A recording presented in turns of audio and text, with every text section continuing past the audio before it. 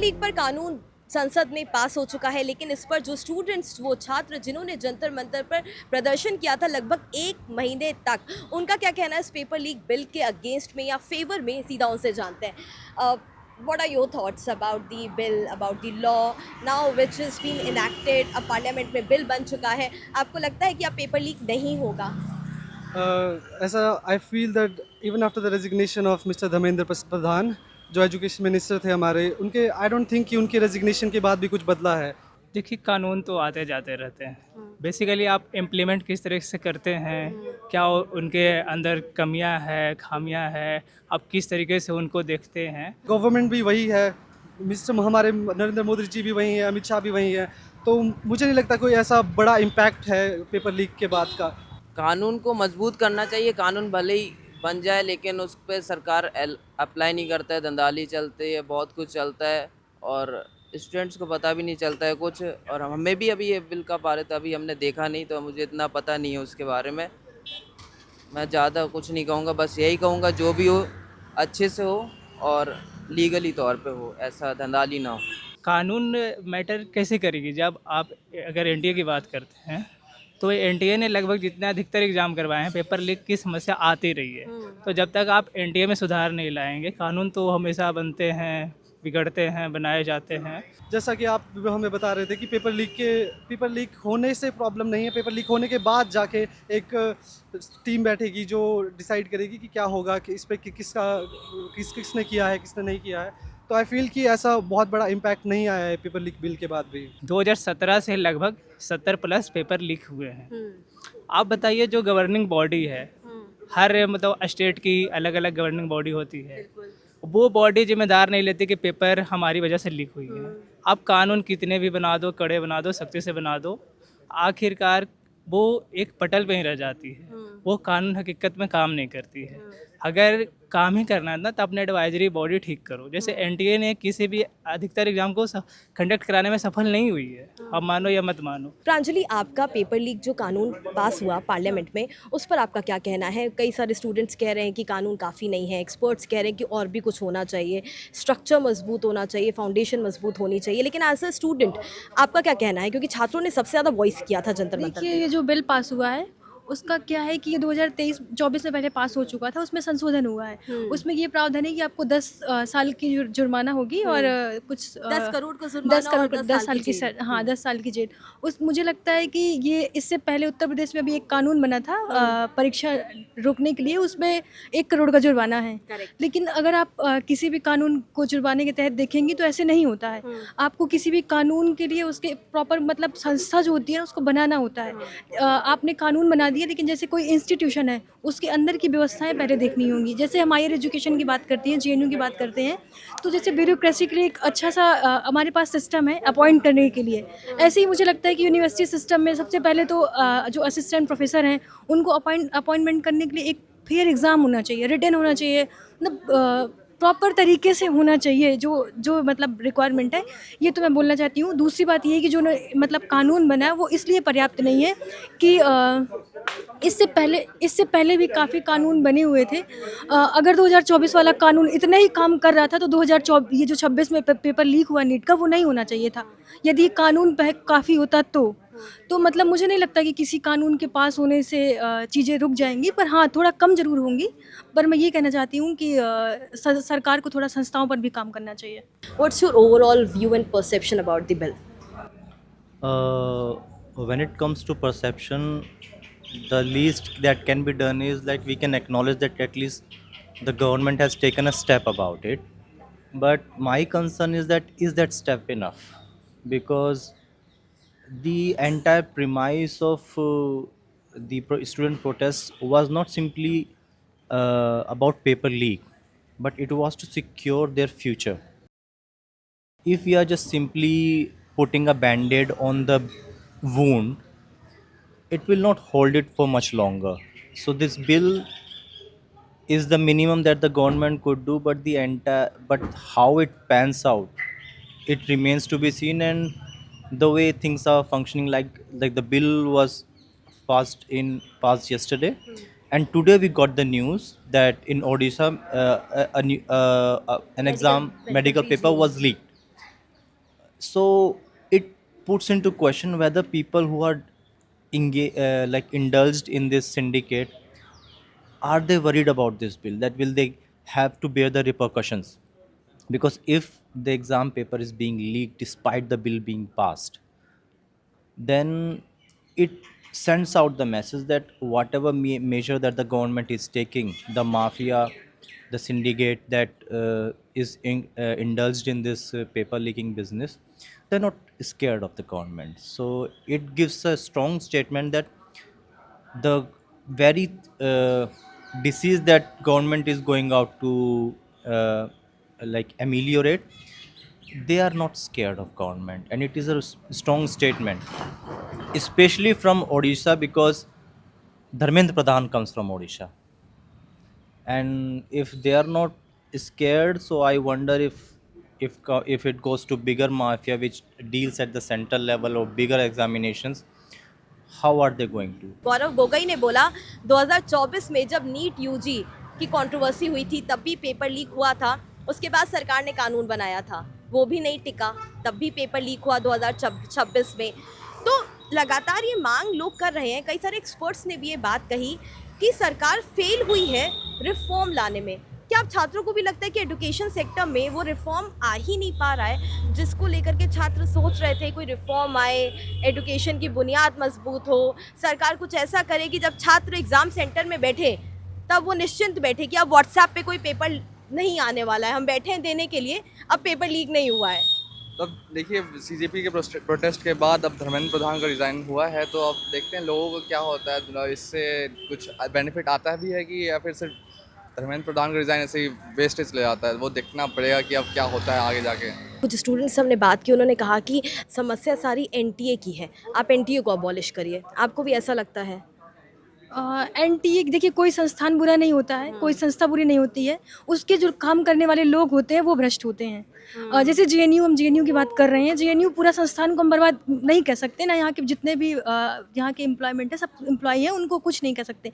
ऐसे ही एनटीए भी है, एनटीए एक संस्था है, उसके अंदर जो काम करने वाले लोग हैं, जो वहाँ का चेयरमैन है, उन सब के अंदर जो उनका जो कनेक्शन है, जो करप्शन है, उसको हमें रोकने की ज़रूरत है। I think it was an important point that was being raised. I think it was raised by Ranjan Gogoi, right? Gaurav Gogoi. Gaurav Gogoi, yeah.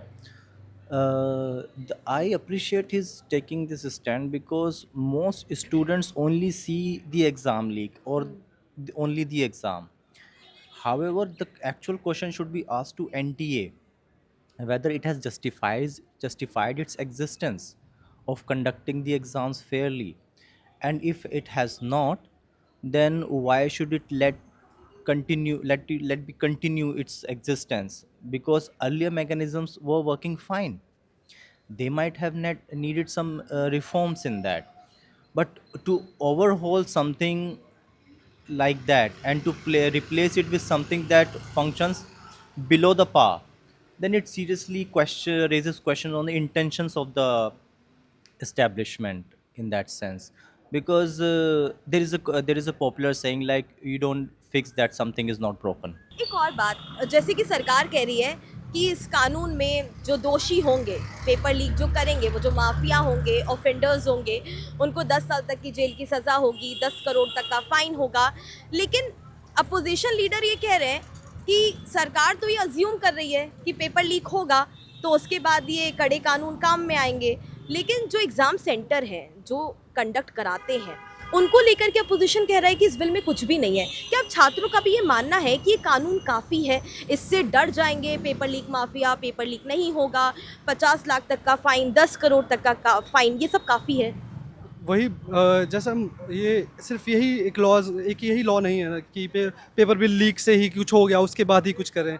मुझे लगता है कि जैसे बाकी सारे क्राइम्स हैं वो भी तो, उनमें भी तो पेनल्टीज़ है, पर फिर भी रोज़ हम देख रहे हैं कि इंडिया में बहुत सारे क्राइम्स हो रहे हैं। वैसे पेपर लीक्स भी तो होंगे ही। पेपर लीक्स को जो हमारा एंड रिज़ल्ट पे हम फोकस कर रहे हैं, पर हमें असली में जो हमारा फोकस रहना चाहिए वो उस प्रोसेस पे रहना चाहिए। मोदी जी कह रहे हैं टेलीग्राम बैन कर दो, उसको चार्टेड हेलीकॉप्टर में ले आएंगे हम क्वेश्चन पेपर को, ये कोई सेंस ही नहीं बनाता है। पहले हमें प्रोसेस पे वर्क करना पड़ेगा, जो कि हमारा एंड रिजल्ट पे तभी चेंज आएगा। हम एंड रिजल्ट में सिर्फ प्रोसिक्यूशन से ही कुछ नहीं होगा, हमारे प्रोसेस में ही चेंज लाना पड़ेगा। मेरा मानना है कि पेपर लीक सबसे पहले अगर आप देखिएगा तो बीपीएससी के पेपर लीक बिहार में 2024 में हुई थी। उसके बाद एक नियम बने, रेगुलेशन आए, उसमें था कि जो भी पेपर लीक किया उसको जेल होगी, ये होगी, लेकिन फिर भी पेपर लीक हुए हैं, उसके बाद ही पेपर लीक हो रहे हैं। तो मेरा कहना है कि जब तक आप एडवाइजरी बॉडी अगर सही कर दो ना अच्छे तरीके से, जो भी कॉन्ट्रेक्चुअल बेसिस पे आप वहाँ भर रहे हो वहाँ पे आप गवर्नमेंट कर दो, तो अपने आप पेपर लीक की समस्या दूर होती रहेगी। लेकिन आप एक पटल पे ला रहे हो, पेपर ला रहे हो, उससे कोई इफेक्ट नहीं पड़ता। और जो भी पेपर लीक, जो भी माफिया हैं वो करते ही रहेंगे, वो उनको बेसिकली सिस्टम से अब डर नहीं है। एक और बात हमें एक इंटरेस्टिंग पता चली कि एक तरफ सरकार जहां कानून को पास कर रही थी लोकसभा में, वहीं दूसरी तरफ खबर आई कि उड़ीसा में मेडिकल पीजी का एग्ज़ाम हुआ और जब छात्र पेपर दे रहे थे तब उनके व्हाट्सएप पे क्वेश्चन पेपर लीक हो चुका था।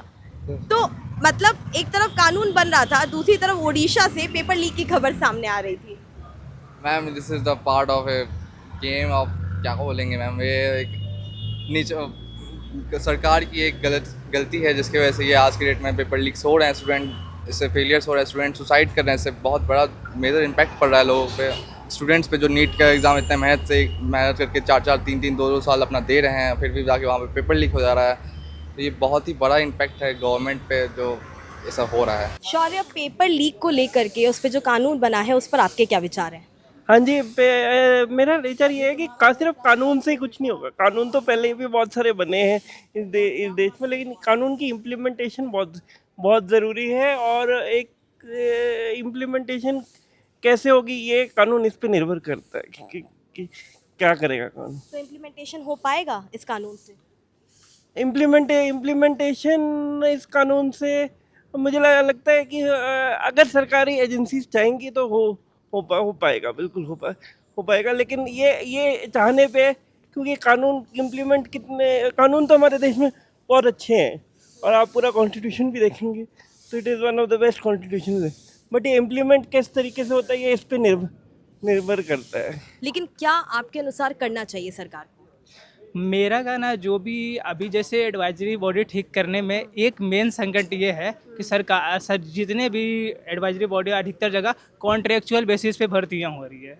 अब वो कॉन्ट्रेक्चुअल बेसिस वाले कोई भी, आप जानते हैं कि जितने ज़्यादा कॉन्ट्रैक्ट पे वैकेंसियाँ आएगी, प्राइवेटाइजेशन होगा, उसे लोग काम नहीं करेंगे, उसे लोग अपना ही फ़ायदा देखेंगे, कैसे करके मतलब डबल पैसा कमा ले। तो मेरा कहना, जब तक किसी पोस्ट की गरिमा नहीं होगी वो लोग कैसे काम करेंगे? आप बताइए, आप ही मान लीजिए कहीं पे जॉब हुआ, आप कॉन्ट्रेक्चुअल बेसिस पे जॉब कर रहे हैं, आपको मतलब उस हिसाब से उस सैलरी नहीं मिल रही है, तो आप भी उसके लिए ब्राइबरी लेना मतलब स्टार्ट कर देंगे, कैसे हम आगे बढ़ें, क्या करें नहीं करें। तो सरकार की इसमें खामियां, जितना भी कॉन्ट्रेक्चुअल बेसिस पे है, मेरा कहना है पहले वो हटाएं, अपने एडवाइजरी बॉडी को पूरी तरीके से गवर्नमेंट के अंदर कंट्रोल करें और उसको ठीक करें। पेपर लीक यहीं से ठीक हो सकती है। एग्ज़ाम सेंटर से एग्ज़ाम पे वहाँ पे बचा सकते हैं वहाँ पे लोअर लेवल पे अगर देखना चाहिए, वहाँ पे छानबीन करना चाहिए कि कहाँ पे गलती हो रही है actually. Now the argument largely between the political parties is Congress is alleging that there has been 152 paper leaks after 2014 and the BJP government says that there has been major paper leaks during Congress tenure. Do you agree with this point, and what's your opinion that both the political parties are hitting out at each other on who did, during whose tenure paper leaks happened more, rather than fixing majorly the foundation of this issue?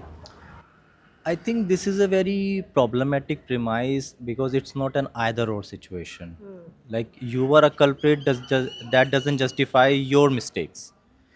If the exam papers were leaked during Congress government, then your obligation is that it should not happen in your governance. What it ended up happening is that in your governance it exploded. You were supposed to curb it, so you failed in that premise. So what it ended up being is, there was a problem and you exacerbated it, you aggravated the problem, you did not resolve it. So you automatically lose your legitimacy to question that that something was happening in the predecessor's government, so our that the same thing happening in our government should not be questioned.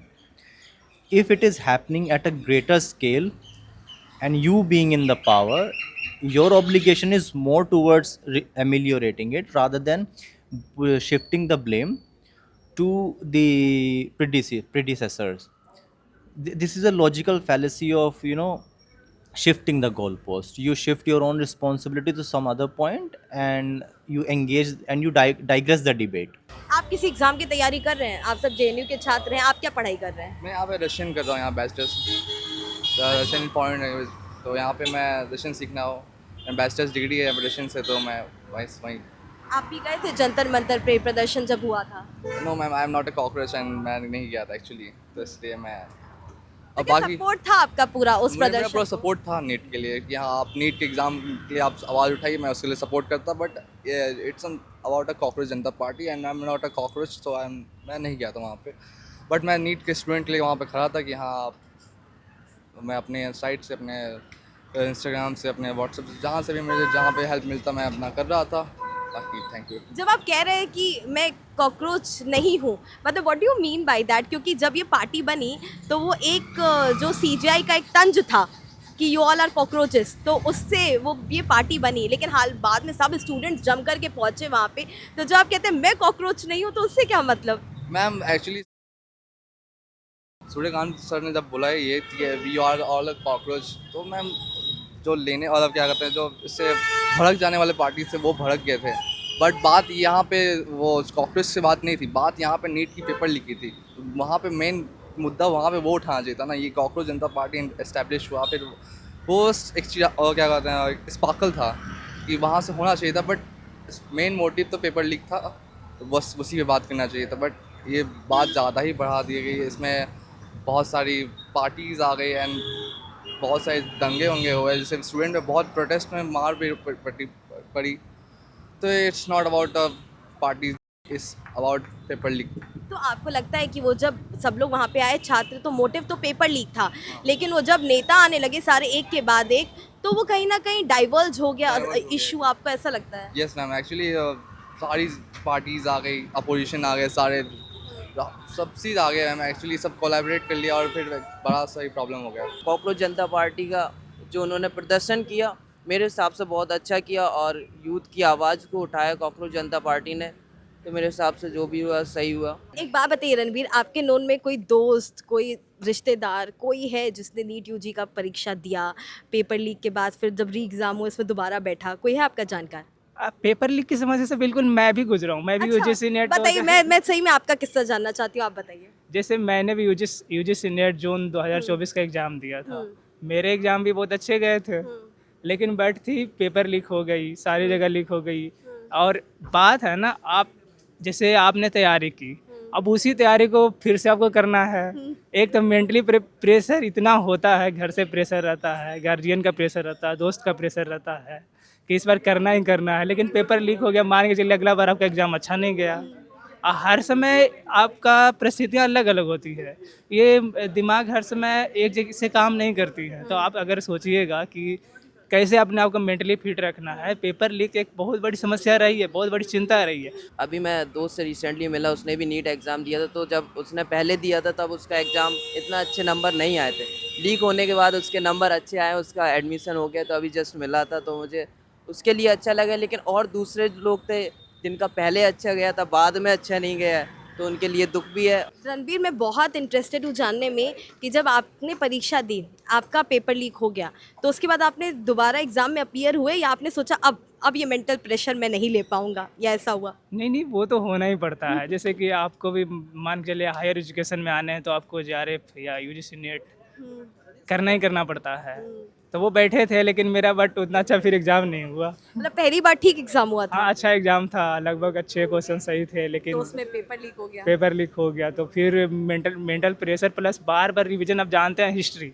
Basically मैं history का student हूँ, तो history में कितना ज़्यादा factual रटना पड़ता है, हमेशा उसको याद रखना पड़ता है। ये बहुत बड़ी कठिन समस्या, एक दौर पेपर लीक होना एक युवाओं के लिए बहुत बड़ा वो चिंताहीन है और चिंताजनक विषय है। If it had been a single incident of an exam leak, paper leak. Okay, fine, one-off incident, you curbed it. It could have made sense. Like, fine, okay, I'm not anxious because government took care of it. For example, we have Turkey exam leak of 2010. That protest was so huge that it led to the entire overhaul of the government. Yes. The reason being because the paper that was leaked was equivalent to UPSC in India. Imagine civil services papers getting leaked. So that scandal was at that level. So are we waiting in India that a paper leak of that level happens, then only we will try to take this seriously, or we are going to put in fail-safe measures that okay, we can plug some leak here, plug some leak here, but the point is your entire pipeline is leaking. So you need to change the entire system. And when it comes to students, their anxieties are justified because they are losing trust. They are made to take out their shoes outside the center. They cannot wear their watch in the center. They cannot wear their chain in the center. They cannot wear a mere ring in the center. They have to wear a cloth which does not have a pocket in it, so less they can carry some chit and all that. Why is the onus or the burden of cheating on the students when the papers are getting leaked outside? So their anxiety is justified, and it is not something a trivial matter. If uh, a person applies for an exam and that exam paper leaks, it is not that the exam will be reconducted 2 days later. The person has to reapply next year. It was after a lot of hullabaloo happened that government agreed, okay, we'll reconduct, but usually it doesn't happen. A person has to invest another year of their life, which will they not get back for reappearance next. So if a student is getting anxious regarding their future, it is justified. Their anxiety is justified. They are not just afraid of ghosts or anything. It's a very real problem, very material problem of their life, which is going to determine their life chances, their peer circle, their milieu, their social status. Because you getting a job 1 year prior or failing an exam 1 year later puts like, given the market situation, it deducts a lot of points in your CV. Because what were you doing during that 1 year, which is an absence in your CV, because that continuity is not shown. So their anxieties are justified, and they're rightly so.